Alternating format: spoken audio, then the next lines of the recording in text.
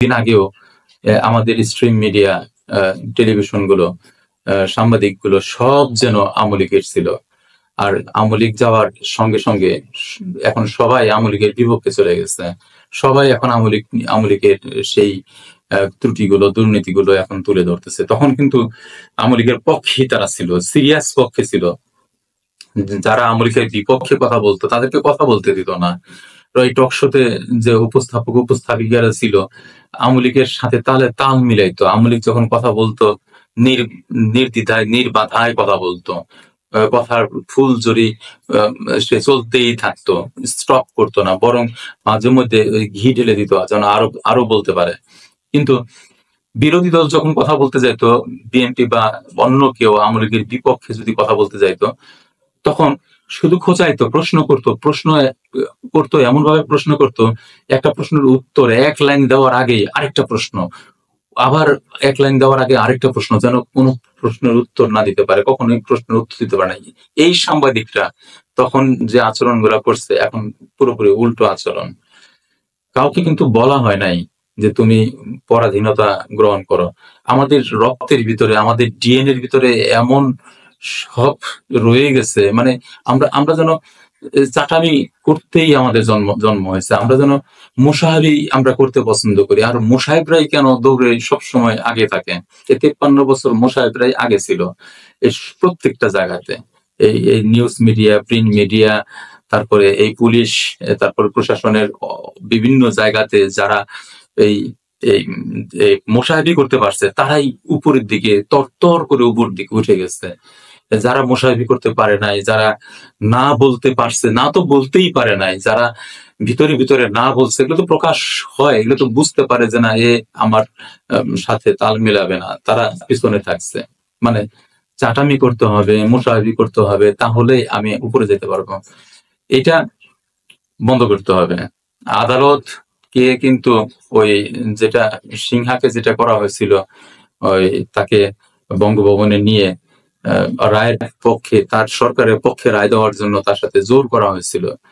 যদি এরকম জোর করে আদালত, যদি সেখানে এই জোরের সাথে যদি তাল না মিলায়, তাকে কি পারবে জোর করে একের পর এক বিচারপতিকে বাদ দিবে? দিয়ে একবার ছেলে পেলে যখন জীবন দিতে পারে, তুমি চাকরিটা দিতে পারবা না? কেউ কেউ বলে চাকরি থাকতো না, চাকরি দিয়ে কি করবা তুমি চাকরিকে আঁকড়ায় ধরার জন্য যেটা করলে, এই যে এক পুলিশের ছেলে যখন গুলি খেয়ে মারা গেল, সে তখন কাঁদতে কাঁদতে বলে, স্যার আমার একজন মানুষকে মারতে কতগুলা গুলি লাগে।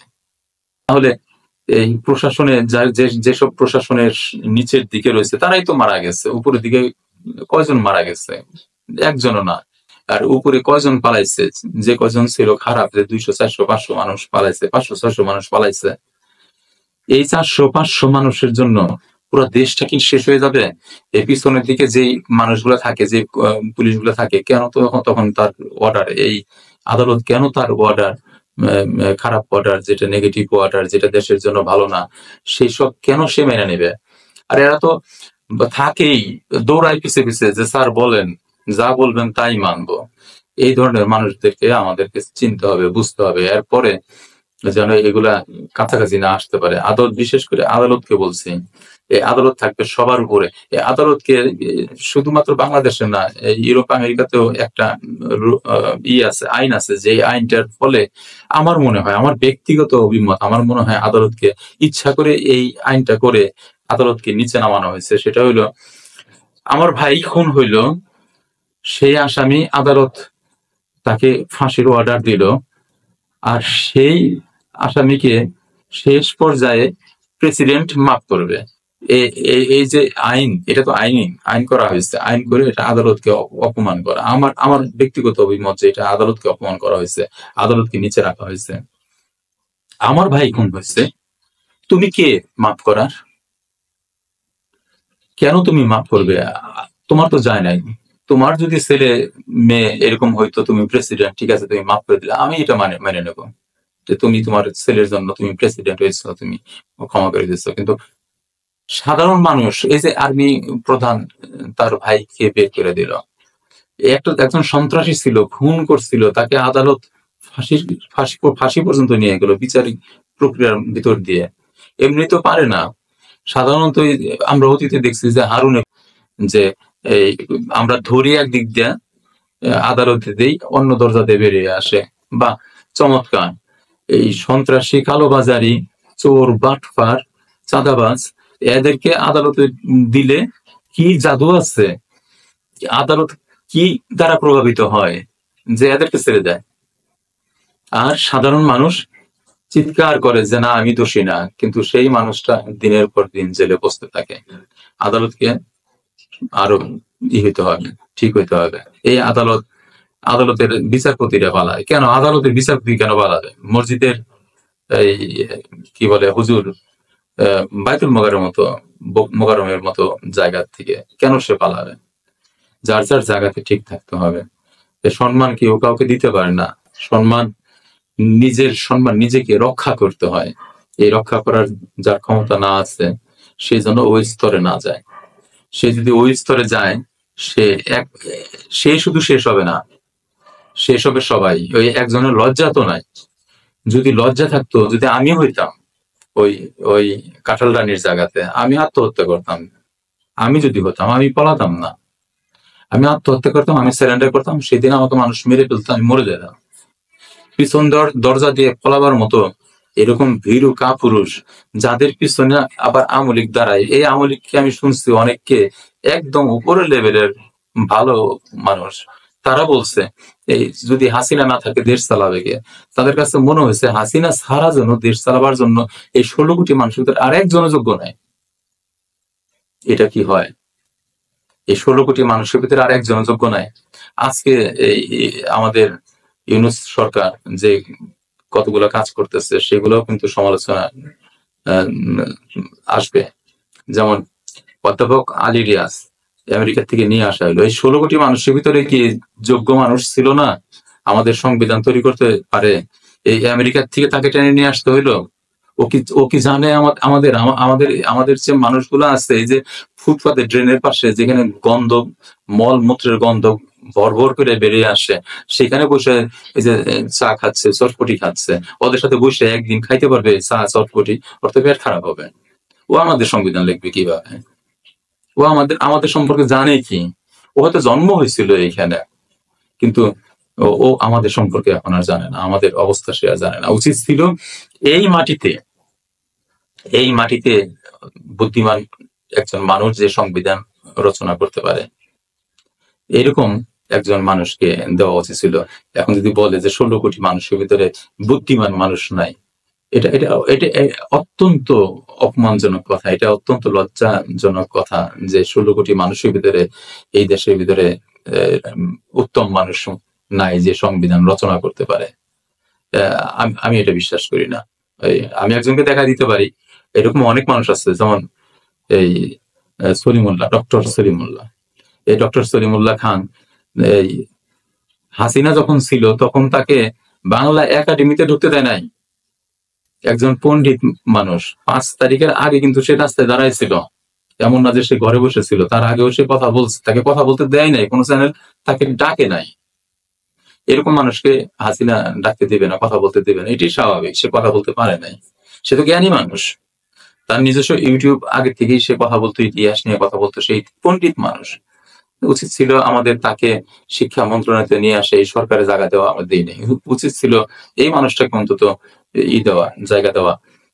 যে নুরুল কবির নিউজ 8-এর সম্পাদক, তিনি তো কথা বলতেন, এর চেয়ে উত্তম মানুষ আর কে থাকতে পারে? যদি হারিকেন লাগায় দেখাতে হয় যে দেশের ভিতরে মানুষ আছে, আসলে কি এই সরকারের ভিতরে ভূত আছে, এই ভূতে কিছু সমস্যা তৈরি করছে। এই সমস্ত মানুষদেরকে এই ভূতেরা চিনে, জানে যে এই সমস্ত মানুষ যদি আসে তাহলে ভালো হবে, এরা ভালো চায় না।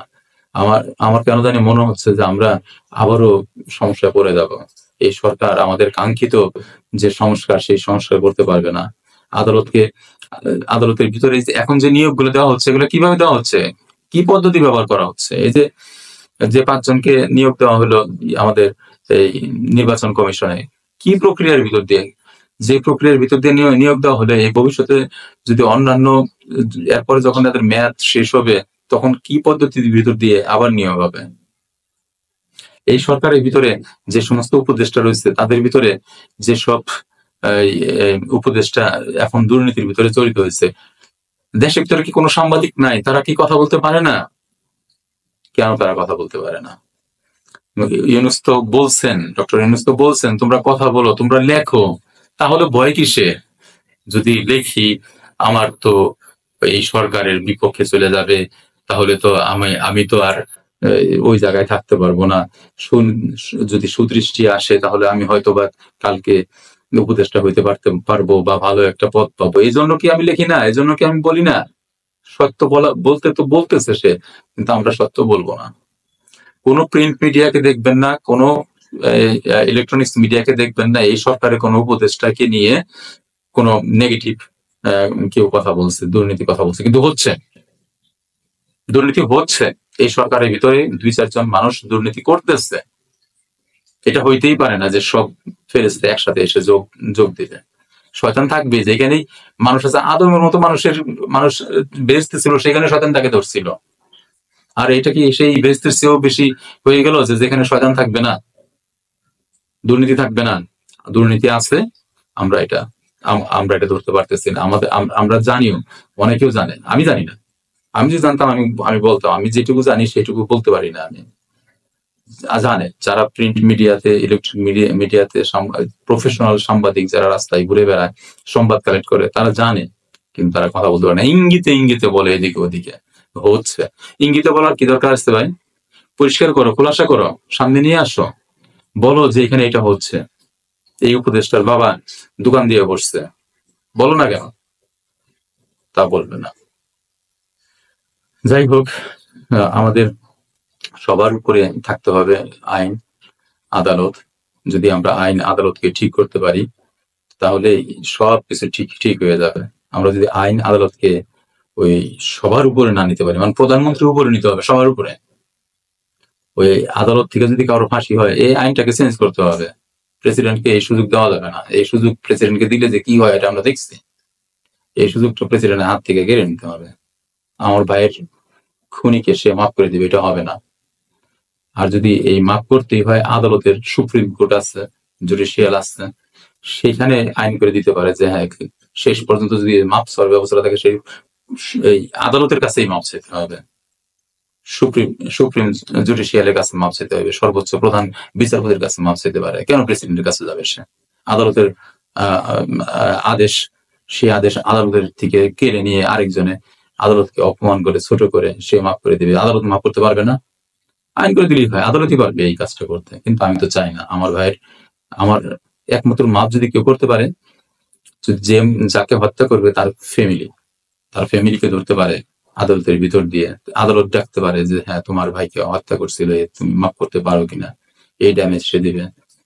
তাহলে যদি সে বলে যে হ্যাঁ ঠিক আছে আমি দিলাম, 100 কোটি টাকা দিল, 1 কোটি টাকা দিল, 10 কোটি টাকা দিল, সে মনে করলো যে ঠিক আছে, সে এই পরিমাণ পাইলে সে মাফ করে দিবে। কিন্তু প্রেসিডেন্টের কি এমন আছে যে সে মাফ করে দেবে? এটা যেন না হয়।